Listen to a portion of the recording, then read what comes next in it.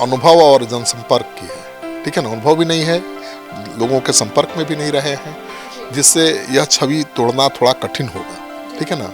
हालांकि 7 मार्च को निशांत की विधायकों और नेताओं के साथ जो बैठक की थी और जो उसकी तस्वीर सामने आई है, उसमें उनके आसपास वही युवा नेता दिखे हैं जो पिता की बदौलत राजनीति में आगे आए हैं।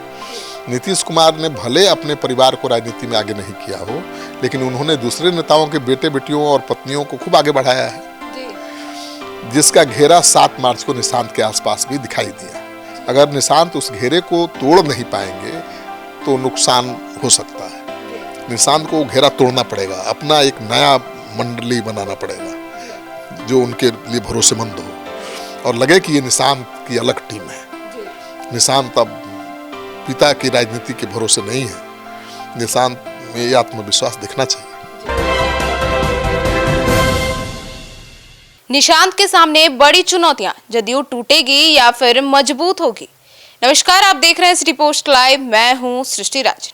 नीतीश कुमार दिल्ली जाने से पहले अपनी पार्टी की कमान अपने बेटे निशांत को सौंपने जा रहे हैं। उनके इकलौते बेटे निशांत कुमार, जिन्होंने अब तक राजनीति से पूरी दूरी बनाए रखी, अब वे मेसरा से इंजीनियरिंग भी किए हुए हैं, BIT मेसरा से, और डिग्री भी ली है, लो प्रोफाइल जीवन जिया है और 8 मार्च को जनता दल यूनाइटेड में औपचारिक रूप से शामिल होकर सक्रिय राजनीति में कदम रख दिया। अब यह महज एक सदस्यता नहीं है, बल्कि पीढ़ीगत बदलाव का संकेत है। ऐसे समय में जब जदयू कार्यकर्ताओं में नीतीश के दिल्ली जाने से असंतोष है, पार्टी बिखरने का डर है, तो अब क्या करेंगे निशांत, यह देखना बहुत बड़ी अब दिलचस्प भी हो जाएगा। आइए विस्तार में जानते हैं चीफ एडिटर श्रीकांत पितुसर से कि निशांत कुमार के लिए जदयू को एकजुट और मजबूत रखना कितनी बड़ी चुनौती है। सर, बहुत बड़ी चुनौती है। नीतीश कुमार के राज्यसभा जाने और मुख्यमंत्री पद छोड़ने के फैसले से जेडीयू कार्यकर्ताओं में असंतोष और नाराजगी बहुत है।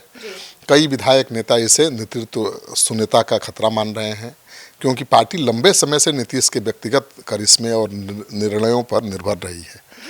5 मार्च को जैसे ही यह खबर सामने आई कि जेडीयू दफ्तर में कार्यकर्ता घुस गए, गुस्साए कार्यकर्ताओं ने तोड़फोड़ की, ललन सिंह, संजय झा, विजय चौधरी सहित सीनियर नेताओं के खिलाफ नारेबाजी की, सीएम हाउस के बाहर प्रदर्शन किया। पार्टी के कुर्मी, कोयरी और ईबीसी कार्यकर्ता नीतीश कुमार के आसपास के लोगों से नाराज हैं। उनको ये ऐसा लगता है कि पार्टी के ही कुछ शीर्ष नेताओं ने नीतीश कुमार से मुख्यमंत्री की कुर्सी खाली कराने की साजिश रची है। तो चुनौती है निशांत के सामने, कैसे समझाएंगे कार्यकर्ताओं को।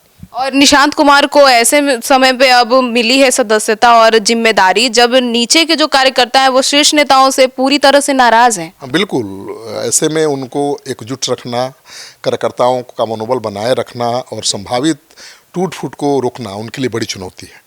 संजय झा, विजय चौधरी ने कहा है कि निशांत ही पार्टी को एक साथ रख सकते हैं, लेकिन उनकी कमी राजनीतिक अनुभव और ग्रासरूट कनेक्शन की है। लेकिन नीतीश कुमार का मुख्य वोट बैंक कुर्मी, ठीक है ना, महादलित, ईबीसी और कुछ मुस्लिम दलित समूहों में है, जो सुशासन और विकास की छवि पर टिका हुआ है। इसकी बदौलत नीतीश कुमार पिछले 21 सालों से बिहार की राजनीति की तीसरी धुरी बने हुए हैं। मतलब बिहार की राजनीति में एक बैलेंसिंग फैक्टर बने हुए हैं। वह जिधर जाते हैं सरकार बनती है। 16% से ज़्यादा वोट बैंक हमेशा नीतीश कुमार के साथ रहा है, चाहे वो किसी के साथ जाएं, बीजेपी के साथ रहे या आरजेडी के साथ। उनके वोटरों पर उनके पाला बदलने का कोई फर्क आज तक नहीं पड़ा। फिलहाल बिहार में जेडीयू के 85 विधायक हैं और 12 सांसद हैं। तो क्या इसी मजबूती के साथ जेडीयू आगे बढ़ता रहेगा निशांत के नेतृत्व में? ये सवाल सबके जहन में है। सर, और पार्टी में नाराजगी खासकर कुर्मी कोयरी वोट बैंक में ही अधिक है। लेकिन देखिए, अगर नेताओं और कार्यकर्ताओं की यह नाराजगी पार्टी संगठन के नीचे तक पहुंचती तो पार्टी में असंतोष बढ़ेगा और पार्टी बिखर भी सकती है। अब निशांत को यह साबित करना होगा कि वे पिता की तरह जन जन के नेता बन सकते हैं। वे लो प्रोफाइल इंजीनियर हैं, राजनीति से दूर रहे हैं, इसलिए जनता में भरोसा बनाना और वोट बैंक को सहेजे रखना काफ़ी चुनौतीपूर्ण कार्य है उनके लिए। अगर निशांत पिता की विरासत को आगे नहीं बढ़ा पाए तो कुर्मी और पिछड़ा वोट बीजेपी या आरजेडी की ओर शिफ्ट कर सकता है, या फिर प्रशांत किशोर बाजी मार सकते हैं। सर, लेकिन ऐसे में अब सवाल उठ रहा है कि नीतीश के दिल्ली जाने के बाद बिहार में बीजेपी का मुख्यमंत्री बनना लगभग तय है। बिल्कुल, अब निशांत मुख्यमंत्री तो नहीं बनने जा रहे हैं, क्योंकि राजनीतिक अनुभव बिल्कुल नहीं है। तो ये माना जा रहा है कि बीजेपी का मुख्यमंत्री होगा। बीजेपी को लंबे समय से समय का इंतजार था। निशांत को बीजेपी के साथ पावर शेयरिंग में संतुलन बनाना पड़ेगा, क्योंकि बीजेपी का मुख्यमंत्री होगा, निशांत डिप्टी सीएम होंगे, तो बीजेपी के साथ तालमेल बना कर रखना चलना होगा ताकि जेडीयू की स्वतंत्र पहचान बनी रहे। अगर बीजेपी ज़्यादा दबाव बनाए तो गठबंधन टूटने का खतरा है, जैसा पहले कई बार हो चुका है। निशांत की पॉलिटिक्स में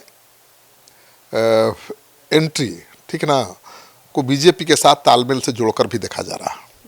माना जा रहा है कि बीजेपी की अहम भूमिका है निशांत को राजनीति में लाने में, तो लेकिन यह उनके लिए सबसे नाजुक संतुलन होगा भाई। हालांकि निशांत के पक्ष में एक बात है कि बीजेपी को ये पता है कि नीतीश कुमार के बाद जेडीयू में बिखराव हुआ तो सत्ता का समीकरण बिगड़ सकता है। उनका वोट बैंक बीजेपी में ही शिफ्ट होगा, इसकी कोई गारंटी नहीं है। इसीलिए बीजेपी हर हालत में नीतीश कुमार के वोट बैंक को भी इंटैक्ट रखना चाहती है और इसीलिए निशांत को राजनीति में लाने की पक्षधर है। तो नीतीश कुमार के बाद जेडीयू बिखरती है तो ज़्यादा फायदा प्रशांत किशोर या तेजस्वी यादव को हो सकता है। ऐसे में बीजेपी चाहती है कि जेडीयू सलामत रहे और निशांत राजनीति में आगे बढ़े। सर, तो क्या इस हथियार को अब ढाल बनाकर निशांत हार्ड बार्गेनर वाले नेता बन सकते हैं? अब देखिए, उनके स्वभाव को देखकर तो ऐसा नहीं लगता है, लेकिन राजनीति में कभी भी कुछ भी हो सकता है। मैंने देखा है झारखंड के मुख्यमंत्री अर्जुन मुंडा को, हेमंत सोरेन को, कौन जानता था कि ये इतने श्रूड पॉलिटिशियन हो जाएंगे, इतने समझदार, इतने चतुर हो गए हैं। अब हेमंत को देखकर कोई कहेगा कि आदिवासी मुख्यमंत्री हैं? आपसे हमसे सामान्य वर्ग के मुख्यमंत्री से ज़्यादा तेज तरार और काबिल। और आप देख लीजिए, जो भी कुर्सी पर बैठा है उसको कुर्सी ने सिखा दिया है राजनीति। तो बताया जा रहा है कि निशांत के लिए युवाओं की एक टीम बनाई जा रही है जो उनकी मदद करेगी। पार्टी के राष्ट्रीय कार्यकारी अध्यक्ष संजय झा के आवास पर 7 मार्च को निशांत कुमार ने सीनियर नेताओं और युवा विधायकों के साथ बैठक भी की है। बताया जा रहा है कि निशांत के लिए युवाओं की एक टीम बनाई जा रही है जो उनकी मदद करेगी, लेकिन निशांत को साबित करना होगा कि वे सिर्फ नीतीश का बेटा नहीं है बल्कि स्वतंत्र, उनका अपना व्यक्तित्व है। उनकी कमी अनुभव और जनसंपर्क की है, ठीक है ना, अनुभव भी नहीं है, लोगों के संपर्क में भी नहीं रहे हैं, जिससे यह छवि तोड़ना थोड़ा कठिन होगा, ठीक है ना। हालांकि 7 मार्च को निशांत की विधायकों और नेताओं के साथ जो बैठक की थी और जो उसकी तस्वीर सामने आई है, उसमें उनके आसपास वही युवा नेता दिखे हैं जो पिता की बदौलत राजनीति में आगे आए हैं। नीतीश कुमार ने भले अपने परिवार को राजनीति में आगे नहीं किया हो, लेकिन उन्होंने दूसरे नेताओं के बेटे बेटियों और पत्नियों को खूब आगे बढ़ाया है, जिसका घेरा 7 मार्च को निशांत के आसपास भी दिखाई दिया। अगर निशांत उस घेरे को तोड़ नहीं पाएंगे तो नुकसान हो सकता है। निशांत को घेरा तोड़ना पड़ेगा, अपना एक नया मंडली बनाना पड़ेगा जो उनके लिए भरोसेमंद हो और लगे कि ये निशांत की अलग टीम है। निशांत अब पिता की राजनीति के भरोसे नहीं है, निशांत में ये आत्मविश्वास देखना चाहिए। तो सुना आपने, तो अब देखना होगा कि निशांत कुमार किस तरीके से अपनी नई टीम बनाते हैं और अपनी नई सोच के साथ अब जनता के बीच उतरते हैं। धन्यवाद।